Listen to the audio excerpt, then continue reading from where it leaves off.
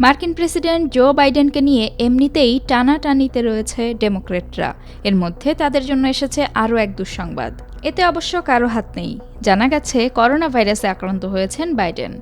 গত 17 জুলাই নির্বাচনী প্রচারে অংশ নিতে লাস ভেগাসে যাওয়ার আগে তার শরীরে করোনা ভাইরাস শনাক্ত হয়। এরপর থেকে তিনি মৃদু উপসর্গ নিয়ে সেলফ আইসোলেশনে আছেন বলে জানিয়েছে হোয়াইট হাউস। ডেলাওয়ারে নিজ বাসভবনে যাওয়ার আগে 17 জুলাই লাস ভেগাসে বাইডেন সাংবাদিকদের বলেন, আমি ভালো বোধ করছি। এরপর তিনি এয়ারফোর্স ওয়ানে উঠে ডেলাওয়ারের উদ্দেশ্যে রওনা হন। মার্কিন যুক্তরাষ্ট্রের রোগ নিয়ন্ত্রণ ও প্রতিরোধ নির্দেশিকা অনুসারে হোয়াইট হাউসের প্রেস সেক্রেটারি কারিন জিন পিয়েরে বাইডেনের কোভিড-19 আক্রান্ত হওয়ার বিষয়টি নিশ্চিত করে বলেন, তাকে টিকা দেওয়া হয়েছে। বর্তমানে তিনি মৃদু উপসর্গে ভুগছেন। ডেলাওয়ারে নিজের বাসা থেকেই তিনি সব দায়িত্ব পালন করবেন। হোয়াইট হাউস জানিয়েছে, একটি দীর্ঘ সপ্তাহ ডেলাওয়ারের বাড়িতে কাটানোর পরিকল্পনা করছেন বাইডেন। তবে অসুস্থতা নিয়ে কতটা সময় তিনি নির্বাচনী প্রচারণা সক্রিয়ভাবে চালিয়ে যেতে পারবেন তা স্পষ্ট নয়।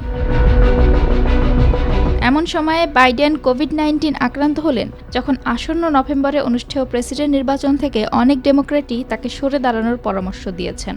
তারপরও তিনি রিপাবলিকান প্রতিদ্বন্দ্বী ডোনাল্ড ট্রাম্পের বিরুদ্ধে নির্বাচনের ময়দানে লড়াই চালিয়ে যাওয়ার ঘোষণা দিয়েছেন।